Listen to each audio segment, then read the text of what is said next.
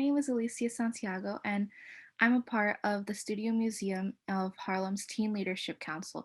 And for this episode of Teen Talks, we have the privilege of speaking with Yusef Komunyakaa, a prominent and compelling voice in American poetry whose collection, Neon Vernacular, won the Pulitzer Prize and in addition has won the Wallace Stevens Award, the Ruth Lilly Poetry Prize, and many more for his dozens of incredible works. It's very nice to meet you, Yusef. And we're also here with Ashley A. Woods, a comic book artist, writer, and creator from Chicago, who's best known for her work on the Niobe, Landcastle, and the Tomb Raider series. Really nice to meet you as well, Ashley. Hello. Hi, Yusuf. Hi, Ashley. My name is Leanne. I go by she, her pronouns. And yeah, we're really excited to have both of you here. I think that comic books are a really interesting form of media, and I absolutely love Jupiter Invincible. I thought that the art and the layout was wonderful, and Yusuf's writing also has this amazing flow to it that made reading it a super unique experience. So we're both really excited to be speaking with you two. Thank you for having us. Congratulations on the release of your new comic book, Jupiter Invincible. And as Leanne said, we're all really excited for you too. Could you both give us some brief background information on the story of your book? Okay, I suppose I should start with that, right? I think it's hard not to mention the fact that it was really envisioned by Ram Delvanti. And I came in with the idea that I would create an original story that involves history as well as the imagination. I would say 95% of the imagination, because I had thought about other books that had been written before, such as The Middle Passage by Tom Phelins, which I really liked that book a whole lot, with the drawings and the verbiage as well. But I wanted to take the book a slightly different direction. And I think Jupiter is a unique character. It verges on magical realism to an extent. And the main thing is not trying to tell the whole story without relying heavily on just what language can do as far as imagery and such. And so what I took away from working on the project Jupiter Invincible, some of the themes that I picked up on were themes of freedom, as well as, I guess, being an individual or sticking to your own morals and believing in yourself regardless of your environment, even if your environment tries to suppress you. So with that being said, those themes are expressed in the sense that, okay, Jupiter is a slave. So his freedom is, his physical freedom is non-existent. But even with that being the case, his life cannot be taken because he is invincible, so his life is his own, no master can really own it. And as far as, having the bravery and the courage to, walk your own path, Jupiter goes through a transition on all levels, be it mentally, spiritually, and even physically. He goes through a really great physical change, which is a turning point in the story. And when he goes through this change, first spiritually, when he visits his ancestors, and then it's expressed in the physical, it scares the other slaves on the plantation. And despite everything, he is still able to hold on to his sense of self and follow his internal goals.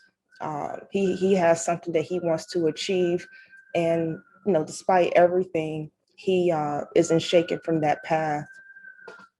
It's interesting about Jupiter because initially I don't think Jupiter is fully aware of this power of invincibility. I think what happens is that initially he says something very important to himself. It's almost like it's a personal mantra. He says, "My heart is not a slave." And I think probably he has said that for a very long time. Yeah, so there's even a scene. There's a couple of scenes now that I think of it where that is tested. Even when he's being whipped, he's not broken. He reiterates those words verbatim. I am not a slave. He lets it be known. He's not shaken at all, and that's definitely inspiring. We in modern day society, we're not out here being physically whipped, but we're our freedoms are still being tested. Even on a smaller scale, such as your immediate vicinity, your smaller social circles, such as school or the workplace. You have to continuously be brave enough to stand in who you are, whatever that situation or circumstances may be. And so I think that's something that we can take away from Jupiter and, Black history, the things that Blacks had to go through and to be who we are back then and, today. Well, it's interesting to think about Jupiter because what would Jupiter say today? He probably would say, "Oh, I'm not a victim." Yeah. Because victims, I believe, are defeated before the fight begins. I think Jupiter, and with that being said, Jupiter would definitely get a lot of pushback because being a victim is popular in today's society. A lot of people believe that they have to push that victim mentality, and it's actually an agenda now, an unspoken agenda. A lot of people don't realize, or maybe they don't have the confidence to just live in their purpose. The blowback is going to come. The blowback is inevitable. Life has its challenges. A lot of those challenges come in the form of other people. And what are you going to do? Are you going to just try to blend in with other people? That can only work for you for so long. I had a conversation with someone recently. I was talking about the pros and cons of being a part of a group. There's strength in numbers, and you can hide in a group, but then there comes a point where maybe you and the group don't agree on something, and then you become the scapegoat or the black sheep, and they cast you out. So all in all, it's best to just stick to your purpose, stick to your own morals and ideals. And Jupiter definitely embodies that despite everything he goes through. Okay, so I'm curious, was like the writing and like conceptualizing of Jupiter Invincible going on during like last year's Black Lives Matter movement? Because if so, I want to know if like that influenced any parts of like coming up with the novel or like the characters. It wasn't in my psyche at all, because I think we had already started the project.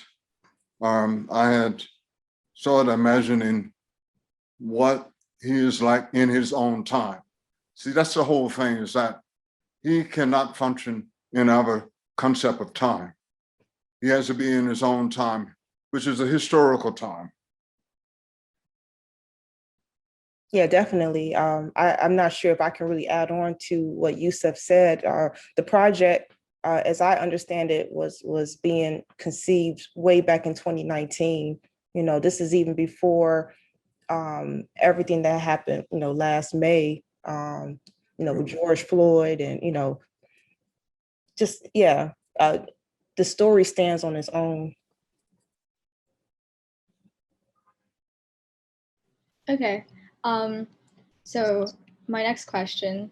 So Yusuf, from what I understand of your work, your main focus was poetry. So I'm curious as to what inspired you to write a comic book. Well, I didn't see myself as writing a comic book. I saw myself as writing a story, given the introduction to a character, Jupiter.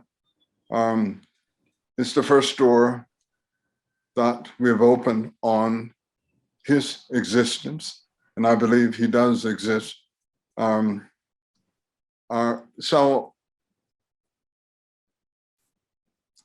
the main thing is that I wanted him to have a kind of personality and forthrightness that one could trust and believe in.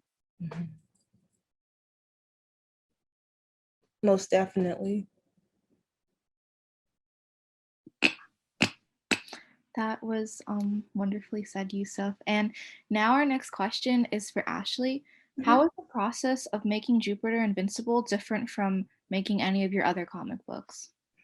So at the start of the project, the producer, Ron Devanini, he let me know outright that the end goal wasn't just for the book to be produced, but also to have it presented in AR or augmented reality.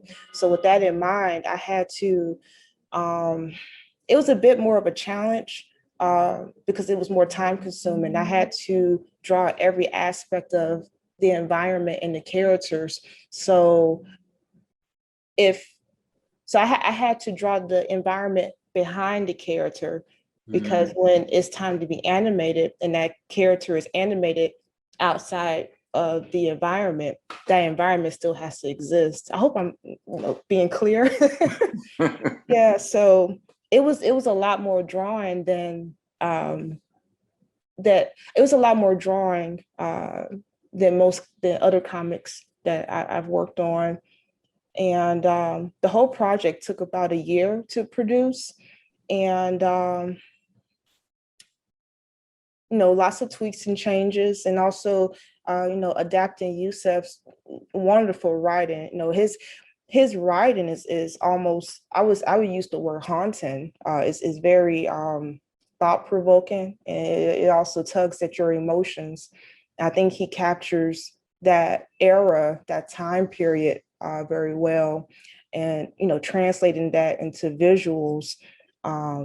I had to take a couple of moments, and just had to be grounded within myself because of the subject matter. We're dealing with real events. Yes, it's a fictional story, but it's based on very true events, based in a lot of pain and death. And with my art style is a bit softer, and I was initially concerned with expressing Yusef's words, but I do believe that my work has a sense of hope because of that softness, as well as my use of colors.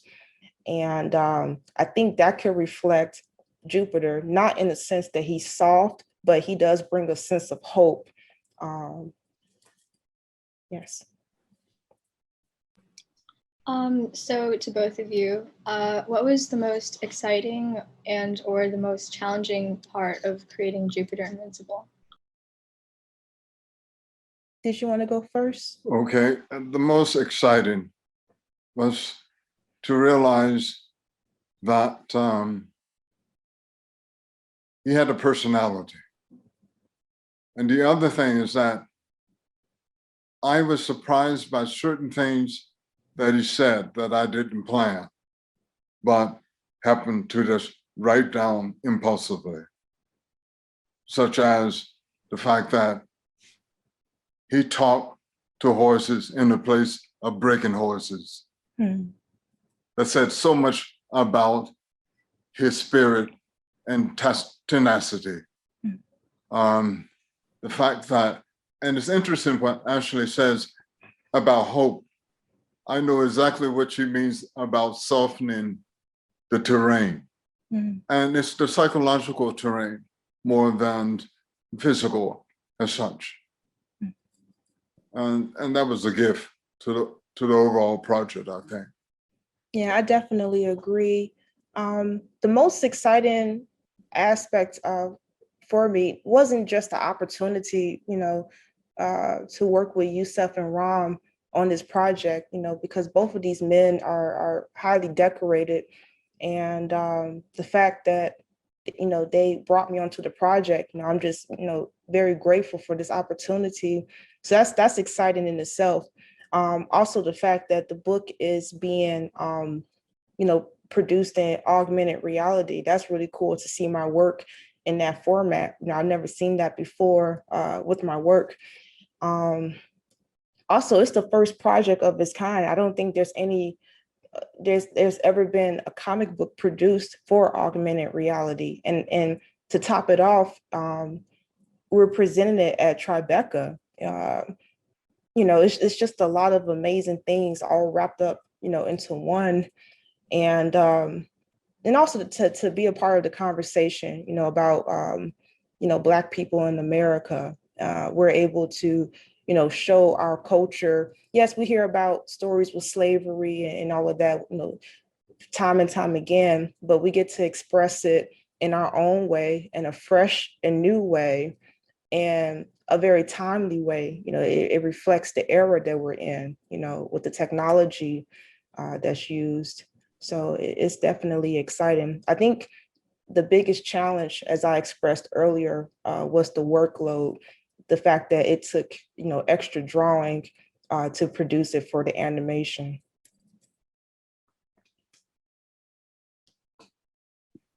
Thank you both so much for sharing that with us. Could you both talk about how you got started with your careers? Okay, let me see. Okay. Well, I would like to say this. I don't think of it as a career as such, but I admit that I grew up in a very small town, and I was able to venture out into nature, and my life early on was a process of discovery. So in a certain sense, I think my writing has a lot to do with that. It's not how much I know, it's how much I'm willing to discover. And that's important, I think, in any way. Otherwise, it becomes a kind of journalism. I think the imagination goes beyond that. I like to be able to deal with language where it can almost sing, because I was so drawn to that at first. Just the idea how two words fit together in the mouth. To be able to sing, not praise as such, but to be able to sing something that has to do with the gift of the heart and mind. Yeah, I can definitely relate to that. I spend a lot of time myself in nature. I go on daily walks, sit by the water, or go on hikes through forests and trees and all of that. And at the time, I didn't realize how that would influence me as a person, as well as an artist.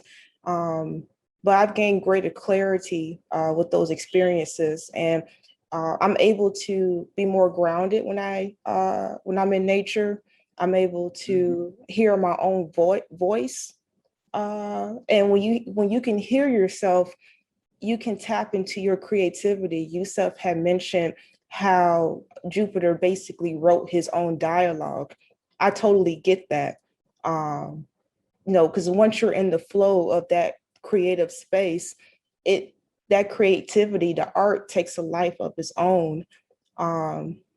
And yeah, you have the pressure of a deadline, and you have the physical restraints of our 3D reality. But at the same time, if you're able to just step outside the box, and I'm kind of going down a rabbit hole. Yusuf mentioned nature, and I'm like, oh yeah, that's just my thing. But yeah, so when you're able to tap into that, like I said, it definitely takes on a life of its own. My start, just to wrap up my answer, I don't want to talk too much. My start in my career. So, in short, back in 2006, I was in my early years in college. I produced my own comic book called Millennial War. And so I'm a huge gamer. That's like my biggest hobby. And so my comic was inspired by Metal Gear Solid as well as Final Fantasy. And so I took those elements of military and fantasy, and I blended it in my own way. And so I produced 7 books that range between issues 0 through 7. And there's also a graphic novel. And so I would shop those books around to local comic book stores in Chicago. And I didn't realize what I was doing at the time being a student, but I just, and this is the early days of the internet, or I should say not the internet, but the early days of social media. I think Facebook at that time was only maybe a year or 2 years old, because Facebook came around maybe in '04 at the earliest. Facebook didn't start becoming what we know it as today until like maybe 2008, 2009, but I digress. So during those times, it was like the wild, wild west. And even with print on demand and independent creators, it was very few and far in between. Nowadays, we have webtoons and the artist alleys and conventions and whatnot. So anyways, I didn't really know what I was doing. I just knew I wanted to produce a comic. So I did that for a while. That got my foot in the door. And I leveraged those contacts that I would meet at comic book conventions. And I was independent for 11 years between 2004 until my first big project in 2015 with Niobe Shia's Life. And that was produced by Stranger Comics and the actress Amanda Stenberg. And we know her from the Hunger Games. That's like one of her biggest projects. She played Rue. So after Niobe Shia's Life, that was a 4-book series. Viola Davis, the actress, she helped push that project as well. That led to other books and comics in the industry with Boom and in Marvel and DC and so forth. And yeah, that was basically my start. I kind of like went beyond my start. But yeah, that's where we are now. My latest project is with DC Comics, Wonder Woman, Black and Gold, and that comes out July 27th. So that's around the corner. But that's how I got my start. I believe that you create your own luck, and I don't believe that you should wait for quote unquote fate to step in. If you have a goal or a dream, and I know that sounds cheesy, but if there's something inside that you want to get out and express, you have to do it. No one's coming to save you. No one's going to do it for you. You have to make it happen. And I see it mentally as a snowball. If you have to push that snowball up the hill, and it's going to be tough. But then once you get to the top of the hill, everything that comes after those initial challenges is smoother, because you're stronger with experience and you gain momentum, because on the other side of the hill is everything is downhill. So you push the snowball and it creates its own momentum. That's how I see it. A work ethic. Yeah, definitely. Yes. Mm-hmm. Okay, so this is more geared towards Ashley, but like Yusuf can answer too. Do you think like with social media and like webtoons, it's like, well, how do you think it's changed like the way or like the difficulty of being able to like make it and get discovered in like comic books or like in the comic world, I guess? Well, there's a lot more competition, definitely, but at the same time, there's enough for everyone. There's everyone can win, and so I know a lot of people. I would say years more so in the past than now wanted to be industry, and I think as time progresses, the masses are realizing that there's a lot of strength in being independent. I've been on both sides of the coin, and I still am in some ways, because I have my own independent projects outside of what I do in the industry. And there's a lot more freedom being independent. You are your own boss, but at the same time, there's a lot more responsibility versus if you work in the industry, the deadlines are tighter, the pay isn't ideal. You get more glory with the name associated with the project, but there's not a lot of money working in comics. You would do better working in gaming or movies and TV. And even then, when a project is over, there's no telling when your next project will come versus if you're independent, you can create your own work. The only thing you need to focus on, whether you're independent or industry, is to produce. Even if you have people who, hey, you suck, you're not good at what you do. Even with the naysayers, the deciding factor in your success is productivity. So it's really all about your mentality. And it's not going to happen overnight. Like I said earlier, with the snowball metaphor, you get that strength with time. So you also have to be patient with yourself. You have to almost have blinders on and ignore the quote unquote competition. It's you versus yourself, and you grow as a person and as an artist. I could go on, but it's a journey of self-discovery. I know I'm talking a lot. Yeah. That's great.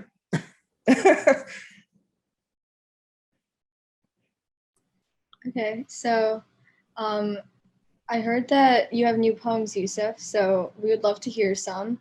And as we close out, would you like to share your new poems? Well, let me see. Okay, maybe one or two. Let me see if I can find. Okay. Maybe I'll go to the back and read the very last poem. A section from the last poem, I think. Sorry, I'm going to find my glasses.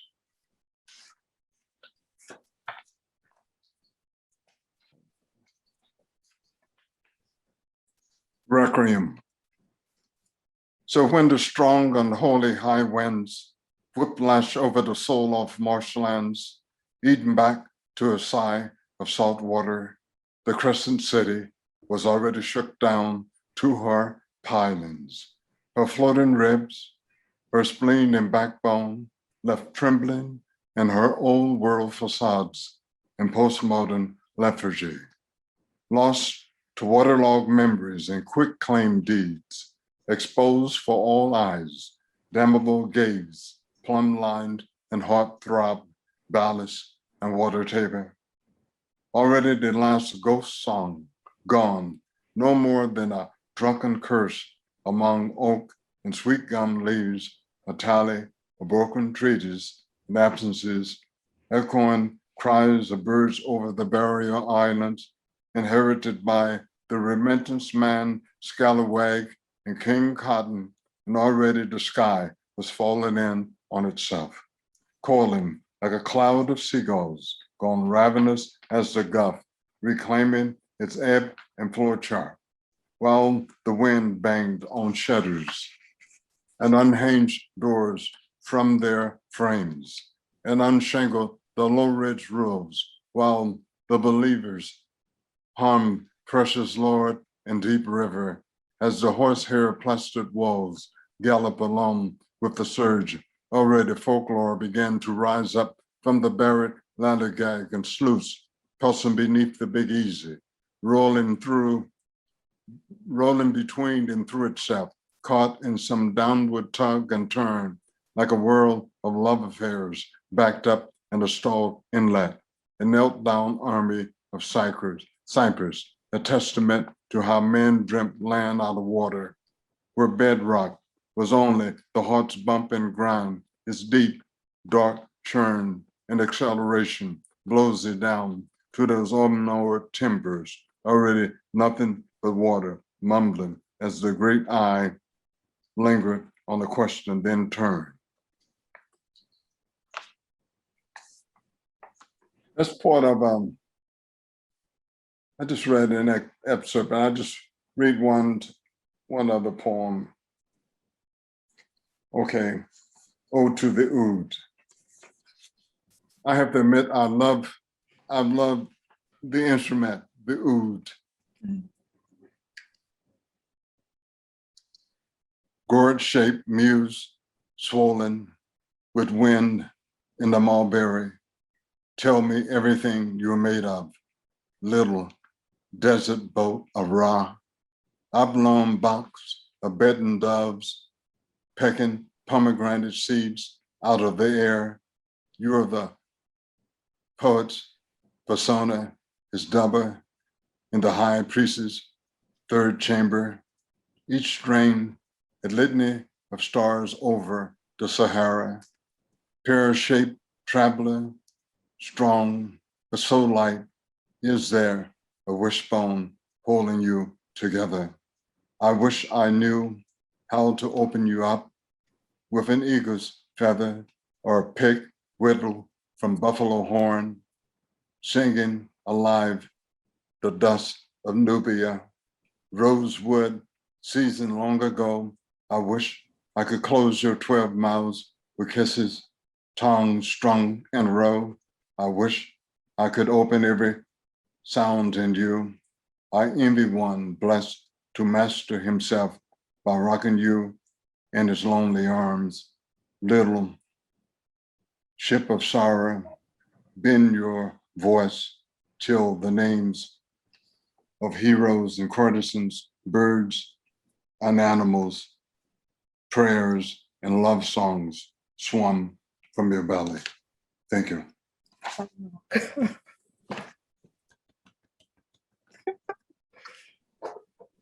That was beautiful. Thank you. Yes.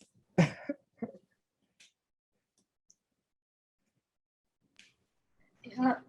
Sorry. I thought that was really wonderful. Thank you so much for sharing.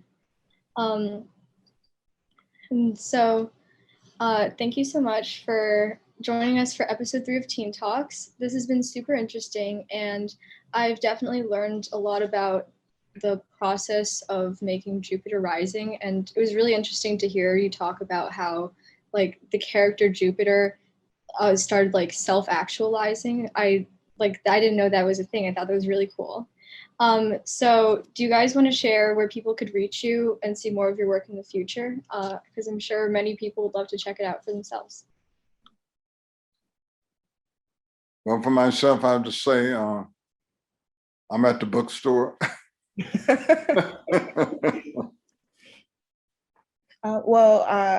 People can visit my website, which is ashleywoods.com, and also my Instagram, which is Ninja Trip, and my Twitter, which is ashes_art. Thank you. Thank you so much. Thank you.